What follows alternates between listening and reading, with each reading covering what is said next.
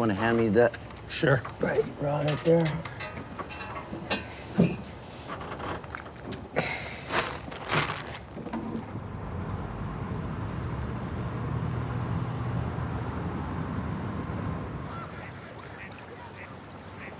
Hopefully we get a little bite. Yeah, something, yeah. I think our chances are good. Yeah. Weather's cool. There's trout in here, so maybe a trout. But we'll see. We're gonna give it our best shot. Okay. All right, you gonna take the helm? I'll let you take it. You're better at it than I am. We're off. I got into fishing because the thrill of the catch is always inviting. But also just being out there. It's so peaceful. You know, the environment, it just does something to you. Gives you a chance to kind of meditate, you know, on things that are going around in your life. I don't know if it's just the beauty of being out here, you know, it's breathing in a different type of air, trees around you, grass around you, you know, and it's just a beautiful feeling. Back in the early days when companies came in and they started producing chips and whatnot, they didn't have much knowledge as to how it affects the earth. There is no second earth. This is it. So we got to take care of it.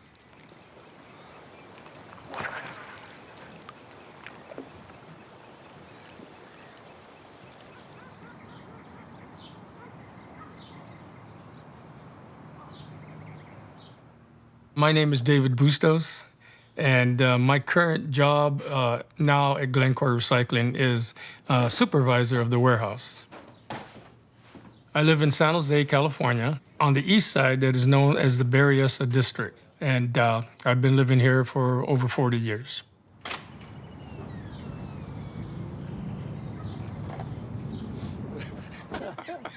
I met my wife in high school. She was 16, I was 17. And at the time, she had a boyfriend. And the guy happened to be the football quarterback.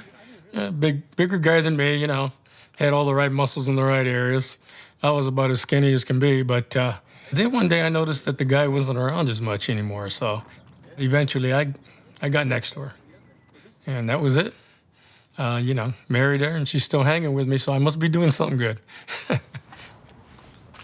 This July 17th of 2024, we will have been married for 53 years.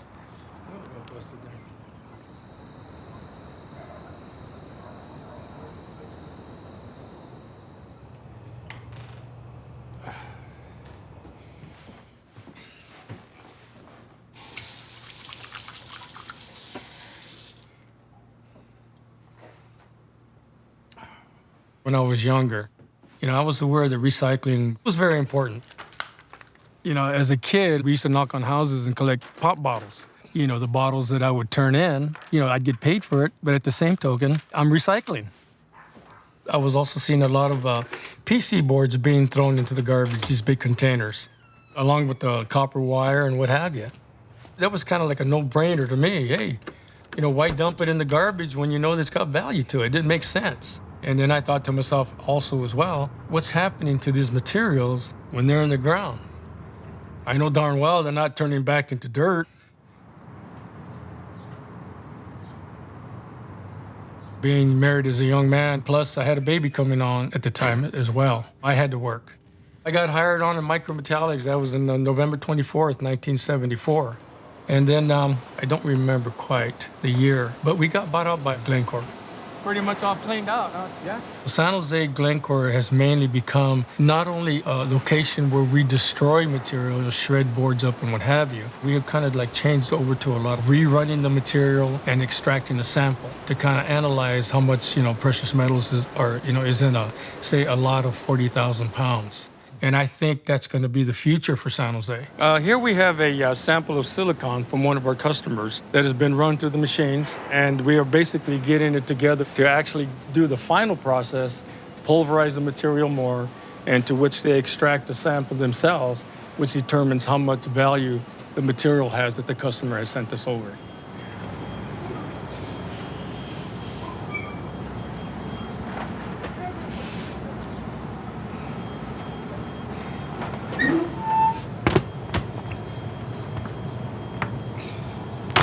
This here is shredded material from one of our customers.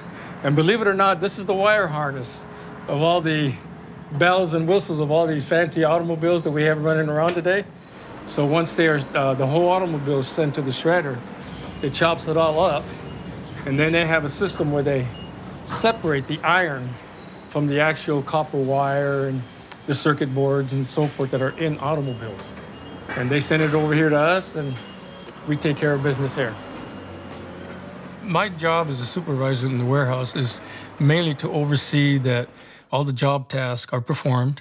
My second most important is to make sure that all my guys are comfortable. Freddie, can I get you to shut the machine off? Have our meeting real quick. Anything you saw that maybe needs to be corrected or anything like that? No, not really. No? Not right now. Everything's good? Yeah, Okay, yeah, fantastic. I want them to feel good having a job where they can go and they're not going to be stressed out about something and know that all I'm going to do is ask them, hey, just get the job done. Any problems, you bring it to me. Yeah, thanks for getting this together, man. Okay, you have a nice evening, and we'll see you tomorrow morning. Okay, fantastic, thanks. You know, as a young man, when I first started, I never put a number as to when I would like to retire. This November, 2024, I will have 50 years with the company. I know that one day I will have to stop. But even now at 70, going to 71, I'm still energetic. And I still have more work to do to help the environment.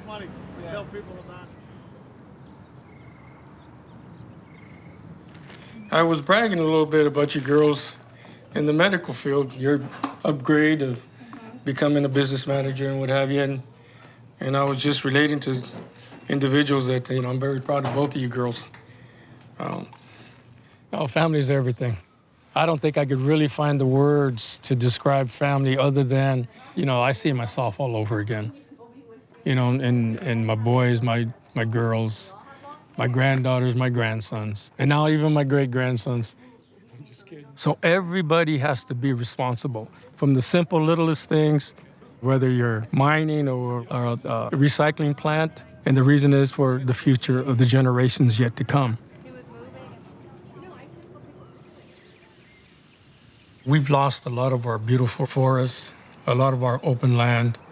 And to me, I think that if we started taking better care of what we use and do the best that we can to recycle it, we are saving Mother Earth. Live with her, not on her.